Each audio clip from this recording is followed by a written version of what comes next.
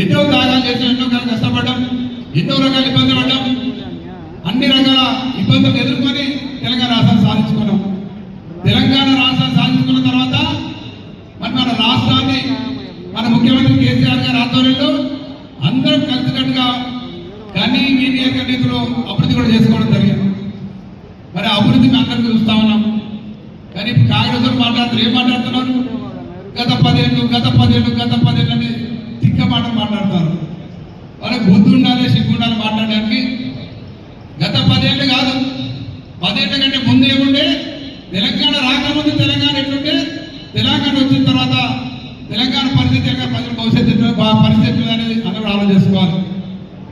మరి కాంగ్రెస్ టీడీపీ కలిసి 70 ఏళ్ళు ఈ రాష్ట్రాన్ని వెళితే కనీసం తాగడానికి నీళ్ళు లేకుండా, తినడానికి తిండి లేకుండా, అంబలి కేంద్రాలు ఏర్పాటు చేసుకుంటే పరిస్థితి, ఎక్కడ పోయినా బిందెలు పట్టుకొని లైన్ కట్టే పరిస్థితి, కరెంటు లేకుంటే నీళ్లు లేకుంటే కనీసం మౌలిక వసతులు లేక పరిస్థితి గతంలో.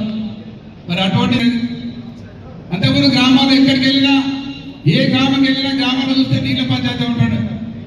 మాకు ఎమ్మెల్యేలకు ఎవరు ఫోన్ చేసినా ఊరికెళ్ళి ఏం ఫోన్ వస్తుంటే, సార్ బోర్ ఎండిపోయింది సార్, మోటార్లు గారిపోయింది సార్, నీళ్లు లేవు సార్, బిందెలు పట్టుకొని బయట వెళ్ళి కూర్చున్నాడు సార్, ఇదే పరిస్థితి ఉండే. మరి ఇప్పుడు ఉందా పరిస్థితి? మరి ఆ పరిస్థితి పోవడానికి కారణం మీద కారణం చేసుకోవాలి. మరి ముఖ్యంగా మనం ఉన్నది 9.5 సంవత్సరాలు. 9.5 సంవత్సరాలతో ఒక 6 నెలలు మనం చదువుకోనికి సరిపోయింది. దాంట్లో 2 సంవత్సరాలు కరోనా వచ్చింది. మనకు దొరికిందని 7 సంవత్సరాలు. ఆ 7 సంవత్సరాల 70 సంవత్సరాలు గబ్బొద్దడానికి 7 సంవత్సరాలు సరిపోతుందా? అయినా వాళ్ళ 70 సంవత్సరాల గబ్బాల్లో 7 సంవత్సరాలు మ్యాక్సిమం అయిపోగొట్టాం, మ్యాక్సిమం డెవలప్ చేసినాం. ఇలా ప్రజల జీవితాలు ఒకటి బాగా ఆలోచన చేసుకొని చర్చ కూడా జరగాలి. తెలంగాణ రాకంటే ముందు ప్రజల జీవిత విధానం ఎట్లుండే, ఈ రోజు ఎట్లయితే మన తెలంగాణ మన గవర్నమెంట్ వచ్చిన తర్వాత ప్రజల జీవిత విధానంలో ఎంత మార్పు వచ్చింది, ఎంత ఆర్థికంగా ఎదిగిండ్రు, ఎన్ని రకాల అభివృద్ధి జరిగింది, ప్రతి ఒక్కరి పేయింగ్ కెపాసిటీ పెరిగింది. ప్రతి ఒక్కరు కూడా ప్రతి గ్రామాలంతా కూడా మన టైంలో పండుగ వాతావరణం ఉంది. ఎక్కడ చూసినా మంచి పంటలు పండాయి, మంచి ధర వచ్చింది, మంచి భూముల ధర ఉండే, ఎక్కడ చూసినా మంచిగా అందరూ బ్రహ్మాండంగా ఉండే. మరి మన ప్రభుత్వంలో సైకిల్ ఉన్న కారు తెచ్చింది, సైకిల్ ఉన్న మోటార్ సైకిల్ వచ్చినాయి, మోటార్ సైకిల్ ఉన్న కార్లు వచ్చినాయి. ఇప్పుడు ఒక కారు 2 కార్లు తెచ్చారు. ఇప్పుడు ఆ కారు డీజిల్ వెనుకలు ఏర్పడింది, మళ్ళీ ఏర్పడి 3 సంవత్సరాలు. అంటే మన టైంలో ఎంత బాగుండే, ఇంకా ఎట్లుండే ఊర్లో గ్రామాలు ఎక్కడ చూసినా పచ్చదనం, పరిశుభ్రత, అభివృద్ధి.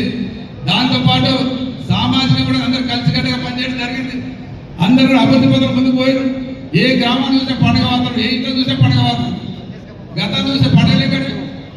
మన ప్రభుత్వం వచ్చిన తర్వాత కొంచెం గొప్ప ముఖ్యమంత్రి కేసీఆర్ గారు చేసే కార్యక్రమాలతోనే పంటలు మంచిగా వండి, రైతుల దగ్గర మంచిగా పైసలు వచ్చినాయి, భూముల ధర మంచిగా అన్ని అందరి బాగుండి ఎక్కడ చూసినా పండుగలు ఇప్పుడు బాగా తెలుస్తున్నాయి. ఎందుకంటే రోజు 2-3 శారీ ఫంక్షన్లు, ధోతి ఫంక్షన్లు, బర్త్డే, ఫస్ట్ బర్త్డే, ఇవన్నీ గతంలో ఎవరు చేసేది?